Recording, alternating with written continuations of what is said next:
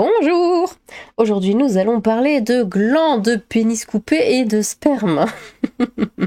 Un gland tombe sur sa voiture, un policier américain ouvre le feu sur un suspect. Un policier de Floride a démissionné, oui, après avoir vidé l'intégralité du chargeur de son arme sur son véhicule de patrouille. Alors, je pense qu'il était légèrement stressé. Il pensait qu'on lui avait tiré dessus, alors qu'il s'agissait du bruit d'un gland tombé sur sa voiture.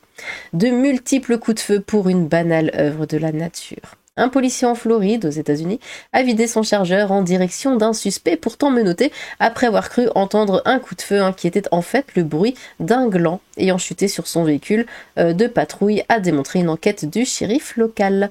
Les faits, difficiles à croire mais illustrant la psychose liée aux armes dans un pays où elles pullulent, oui, c'est pas étonnant, surtout aux États-Unis. On entend un boom et tout de suite on pense que c'est quelqu'un qui tire. Se sont déroulés en plein jour, le 12 novembre 2023, dans le comté d'Okaloosa, selon une vidéo rendue publique par le shérif local ce mardi 13 février. 8 semaines d'enquête pour un gland. La vidéo montre le policier nommé Gis Hernandez au moment où il s'apprête à regagner son véhicule garé le long du trottoir sous un chêne. À l'intérieur de la voiture, assis sur le siège arrière et menotté, se trouve un suspect de 24 ans tout juste interpellé. C'est à cet instant que tombe un gland sur la carrosserie du toit, ainsi que l'a déterminé l'enquête fouillée longue de 8 semaines, ayant débouché sur un rapport de 44 pages pour un gland. Bon, le bruit de la chute du gland peut être entendu dans l'enregistrement de la caméra piéton de Gis Hernandez qui, précisément 1,1 seconde après l'impact inoffensif, se met à crier « Coup de feu, coup de feu !» Eh ben, 2 officiers ont vidé leur chargeur, ils étaient deux, sur le véhicule, puis dans une réaction totalement excessive, le fonctionnaire de police se jette au sol, roule sur lui-même, dégaine son arme de service et tire à multiples reprises sur son propre véhicule de patrouille. Je suis touché, je suis touché. Oh mon Dieu, l'entend-on crier dans la vidéo alors que personne ne le vise. Au même moment, une collègue du policier, qui se trouvait également à l'extérieur du véhicule, dégaine aussi son arme et vide à son tour son chargeur. Mais c'est un sketch! Mais qu'est-ce que c'est que ce truc? Ils voient rien, il ne se passe rien, ils ne sentent rien, mais ils tirent comme ça à l'aveugle un peu partout parce qu'ils pensent qu'il y a peut-être quelque chose. Mais enfin... Et donc, oui, elle vide à son tour son chargeur en direction du véhicule, de façon miraculeuse, le suspect. Alors lui, j'imagine même pas dans quel état il devait être. Le suspect menotté sur la banquette arrière n'a pas été touché par les multiples balles qui ont frappé la voiture. L'enquête a montré que cet homme, Marky Jackson, soupçonné d'un vol banal, ne portait aucune arme à feu. Le policier en cause a démissionné. L'agent Gis Hernandez, un ancien militaire récemment recruté dans les forces de l'ordre, a été reconnu coupable d'usage excessif d'une force létale. Selon le rapport d'enquête, il a expliqué avoir pris le bruit de la chute du gland pour une détonation d'un pistolet à silencieux. Il a démissionné de la police. Oui, mais je veux bien, t'entends un boom, tu te dis bon, ok, mais tu sais quand même de... Il y a un terme pour ça s'appelle réfléchir. Et surtout, je suis touchée, non, là, c'est complètement dans sa tête.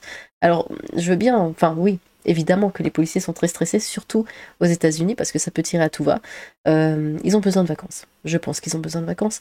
J'admets que ce fut un moment vraiment dramatique et traumatisant pour Marky Jackson, et nous sommes tellement soulagés et reconnaissants qu'il n'ait pas été blessé, a déclaré le shérif Eric Hamden, avant de lui présenter publiquement ses excuses. Eh bien, quelle histoire. Nous passons à la suivante. Alors attention, ça va peut-être vous faire un petit peu mal. Donc, elle lui coupe le pénis avec un couteau pendant qu'il dort. Soupçonnant une infidélité, une femme de 39 ans a coupé le pénis de son compagnon durant son sommeil au Pérou. Attention, on a à l'œil. Un homme a été transporté d'urgence dans un hôpital au Pérou. Son sexe coupé par sa compagne avec un couteau de cuisine durant son sommeil, a-t-on appris mardi de sources judiciaires et médicales. Nous attendons les résultats des expertises pour déterminer le mobile et les circonstances des faits, a simplement commenté auprès de l'AFP Darinka Lossio, procureur du parquet régional de la ville de Chota, dans la région de Cajamarca, dans le nord.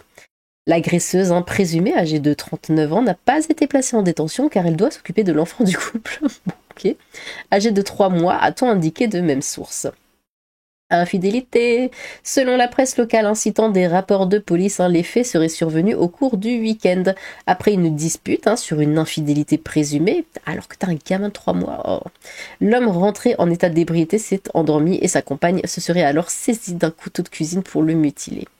Transporté d'urgence à l'hôpital régional de Chiclayo, dans le département voisin de Lambayeque, l'homme souffre d'une amputation et a reçu des soins médicaux et un soutien psychiatrique. Alors là, j'ai une question terrible qui me vient. Sauriez-vous y répondre? Je ne sais pas, mais tentez quand même. Messieurs, est-ce que... Enfin, j'imagine que ça vous est jamais arrivé, mais peut-être. Quand on vous... Enfin, quand comme si ça arrivait tous les jours. Si on vous coupe le pénis, est-ce que c'est comme un doigt? Est-ce qu'on peut venir avec le bout de pénis chez le médecin et il vous le remet et voilà et ça remarche ou pas? Si vous avez la réponse, n'hésitez pas. On veut que justice soit faite. Mon neveu s'est fait couper sa virilité, a déclaré l'oncle de la victime à la presse locale. Cette affaire rappelle celle de Lorena. Ah, il y a eu d'autres affaires. Et John Wayne Bobbitt, qui en 1993 aux États-Unis avait connu un retentissement mondial. Lorena tranchait le pénis de son mari pendant qu'il dormait. Après avoir été niolée par lui, avait-elle assuré, elle avait ensuite été déclarée non coupable. Une fois son pénis recousu, voilà, c'est bon, j'ai ma réponse. Donc, ça se recoue. Bon, c'est bon, vous risquez rien alors. Lors d'une opération chirurgicale, John Bobbitt s'était lancé dans une carrière d'acteur pornographique, du coup, puis de prêtre. C'est pas grave. Lorena Gallo, de son nom de jeune fille catholique pratiquante, a fondé une ONG dédiée aux victimes de violences conjugales. Et qu'est-ce qu'il est devenu pour acteur porno pour ensuite devenir prêtre avec un truc tout cousu? Enfin bon. Dernière news. Un Britannique et son père mélangent leur sperme pour avoir un enfant. La justice juge que c'est leur affaire. Ah, mon Dieu, mais dans quel monde vivons-nous? Donc la justice britannique a estimé que les arrangements de la famille, du coup, pour mettre au monde un enfant qui a désormais 5 ans, étaient personnels et ne requéraient pas de test de paternité. C'est absolument ignoble. C'est leur affaire, oui.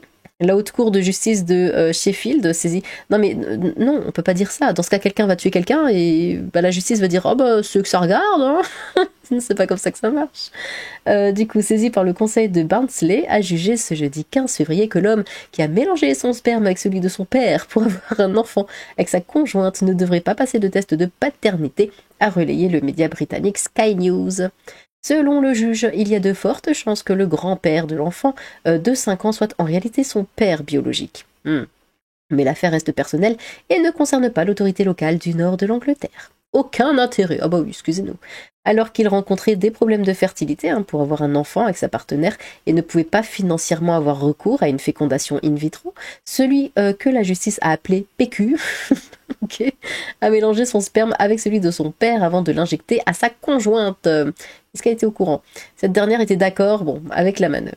Apprenant les circonstances de la naissance de l'enfant, le conseil de Barnsley a par la suite saisi la justice pour connaître la véritable filiation de l'enfant, ce que la haute cour de Sheffield a rejeté, mentionnant n'avoir aucun intérêt dans le résultat. Ok. Le juge a toutefois ajouté que l'enfant unique n'existerait pas sans les arrangements inhabituels pris pour sa conception, mais ces arrangements ont également créé un potentiel préjudice émotionnel s'il était mis au courant. Bah oui! Bon, là il a 5 ans, mais plus tard, quand s'il comprend que son grand-père est en fait son père et que son père est aussi son père, au bout d'un moment, il y aura un petit problème. Reste désormais à la famille de choisir de se soumettre à un test de paternité pour que l'enfant sache si son grand-père est en réalité son père et son père en réalité son demi-frère. C'est ignoble. Bon, eh bien, dites-moi ce que vous avez...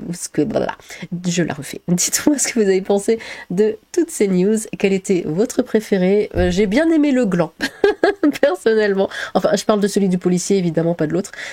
Voilà. N'hésitez pas à vous exprimer dans les commentaires. J'ai hâte de vous lire. Sur ce, tchou!